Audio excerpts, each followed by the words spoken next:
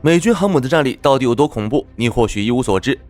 不知道大家有没有听过这样一句话：导弹是拿来吓懂行的人，航母是拿来吓不懂行的人。这句话在对岸流传甚广，广到什么程度呢？在第一艘航空母舰辽宁舰诞生前，在几乎所有人眼里，航空母舰就等于海上棺材，好像拿根树枝就能丢沉。结果等到辽宁舰、山东舰、福建舰接连出事，对岸就开始懂行了，几乎把航空母舰吹成了外星母舰，好像一发炮弹就能将某个国家击沉。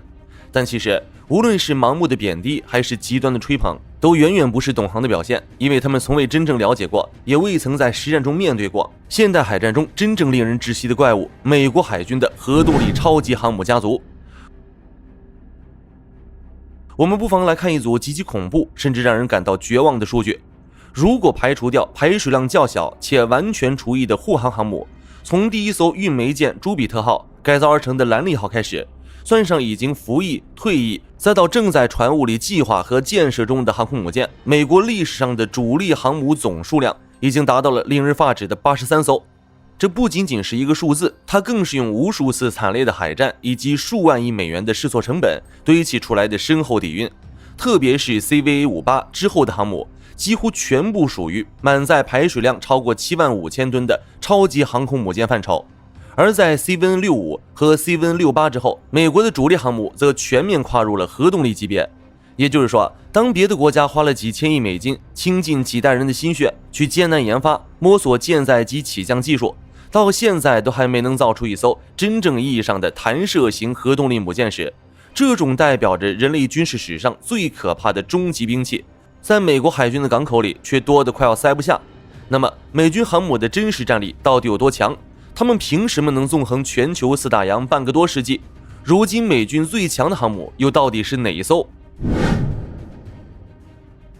要理解美军航母为什么在常规海战中近乎不可战胜，首先要明白一个常识：美国海军的航母从来不是一艘单独的船，它是一个武装到牙齿的浮动岛屿，更是一个能投射到地球海洋上任何一个角落的终极作战平台。它的恐怖建立在三大无可匹敌的技术和战力壁垒之上。第一是核动力心脏，现役的10艘尼米兹级和1艘福特级全部采用压水核反应堆。以尼米兹级的 A4W 反应堆为例，它能提供高达26万轴马力的充沛动力，动力之猛能让这艘10万吨级的钢铁巨兽以超过30节的极速在海面上狂飙。不过这还不是它最变态的地方，最变态的地方是它可以连续航行20年而无需更换核燃料棒。这无不意味着美军航母在战时可以进行无限期的全球高速机动，根本不需要像常规动力母舰那样每隔几天就得停下来，慢吞吞地依赖补给舰去加注重油。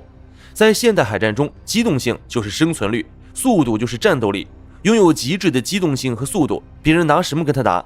第二点是令人绝望的舰载航空联队。航母本身的火炮和导弹只是自卫，它真正的拳头是甲板上的飞机。美军一个标准航母打击群通常搭载70到90架各型战机，这也让美军的航母打击群成为了世界上唯一一支完全实现了4代半加5代机混编的海上力量。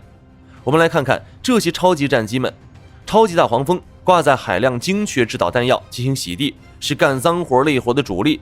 F-35C 隐身战机负责第一波次的踹门，是撕开敌人防空网的无形刺客。还有1、2D 预警机能轻松升入10000米高空，提供几百公里外的上帝视角和火力引导。E-18G 电子战机则负责释放强电磁干扰，让敌人的雷达全部变成瞎子，导弹变成无头苍蝇。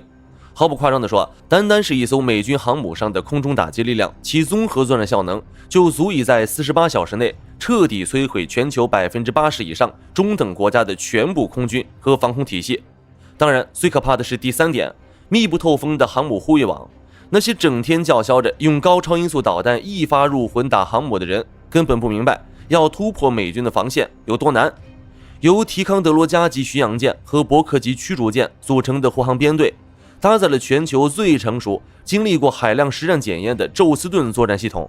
他们的相控阵雷达可以同时追踪天空和海面上的几百个目标，无论是掠海飞行的超音速反舰导弹，还是从天而降的弹道导弹，发射架里的标准3和标准6都会在几百公里外将其凌空打爆。这种海基多层反导能力主打一个轻松写意。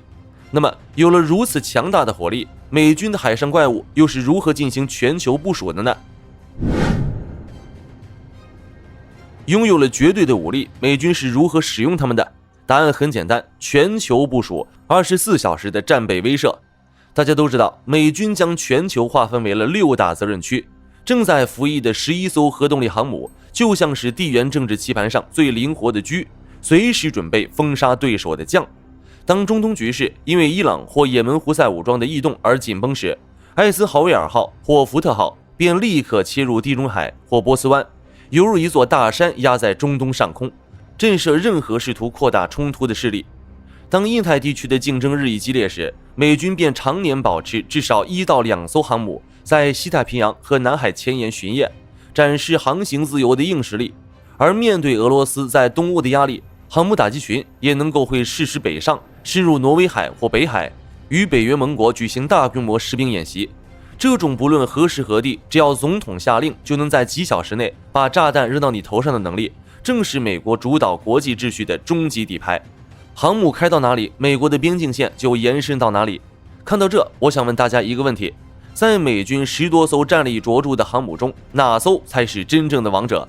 尽管现在正在服役的10艘尼米兹级依然是中坚力量，但在我看来，真正的战力巅峰，代表着未来海战形态的，无疑是最新一代的福特号核动力航空母舰。作为福特级的首舰，福特号的诞生充满了争议和技术的阵痛，它的造价累计高达128亿美元，甚至这是不含47亿的庞大研发成本在内，称其为美军史上甚至人类史上最昂贵的舰艇，一点也不为过。不过贵就有贵的道理，福特号的身上搭载了太多科幻级别的黑科技，其中最核心也最具颠覆性的是电磁弹射系统和先进阻拦装置。为了追求极致的效率，福特号果断抛弃了美国海军已经玩得炉火纯青的蒸汽弹射器。蒸汽弹射需要消耗大量由核反应堆烧出的宝贵淡水，且力度调节不够精细，对战机机体结构的拉扯非常严重。而电磁弹射的推力可以做到毫秒级的精准数字化控制，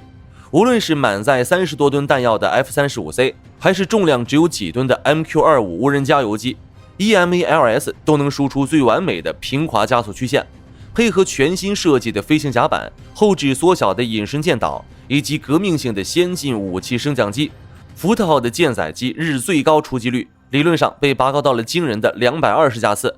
要知道，这比现役的尼米兹级足足提升了近30%，意味着在开战的头几天，福特号单舰就能多投下数百吨的精确制导炸弹。这种高密度的饱和式空中打击足以瘫痪一个国家的防空网络。最近，福特号更是用极其硬核的实战部署数据，打碎了那些嘲笑它故障频发、不能打仗的媒体谣言。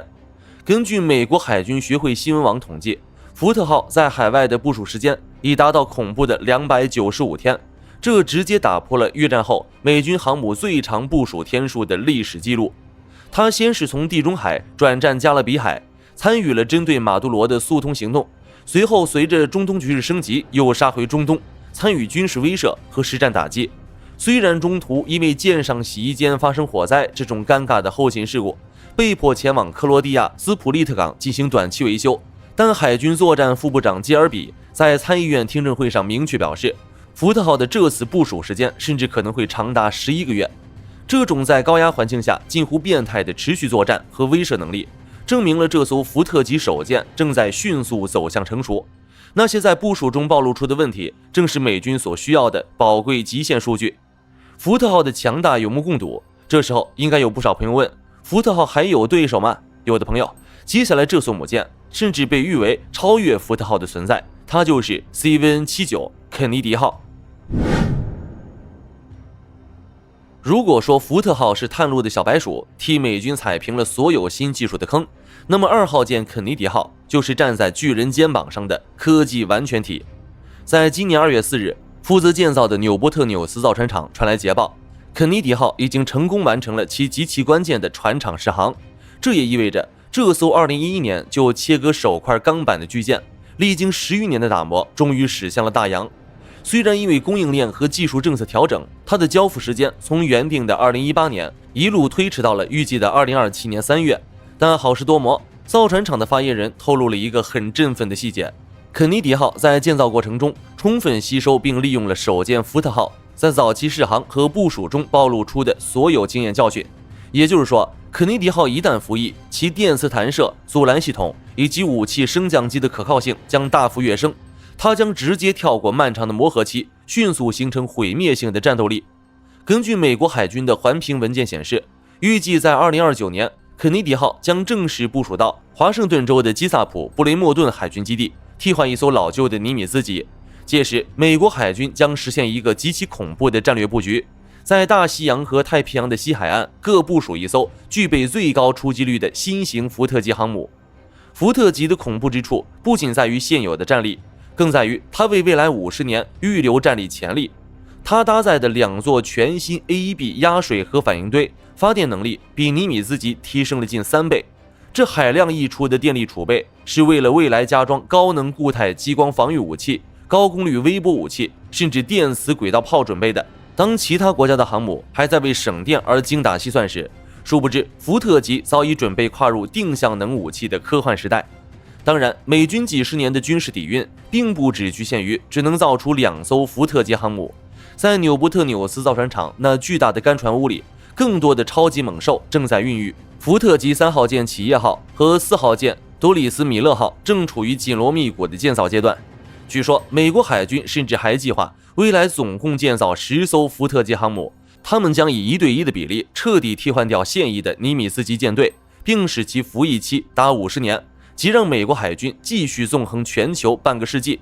总的来说，航空母舰绝不仅仅是漂浮在海上几万吨的铁疙瘩，它是人类顶级军事工业实力的最高结晶。而那些在网络上叫嚣着用导弹一发入魂，轻松击沉美军航母的人，根本不明白，他们面对的是一个经过100年海战淬炼，拥有数十次实战经验、庞大战争体系，面对美军航母家族这深不见底的底蕴和不断跨代进化的恐怖实力，任何基于无知的轻视和主观臆想的傲慢都极其危险，且注定会付出惨痛代价。本期关于美军航母家族真实战力与全球部署的解析到这就结束了。大家认为，面对即将形成双倍战力的福特级双子星，传统陆基反舰弹道导弹的区域拒止战略还能否奏效？在未来海战中，拥有超高出击率的电磁弹射航母是否依然是不可撼动的海战之王？欢迎在评论区留言讨论。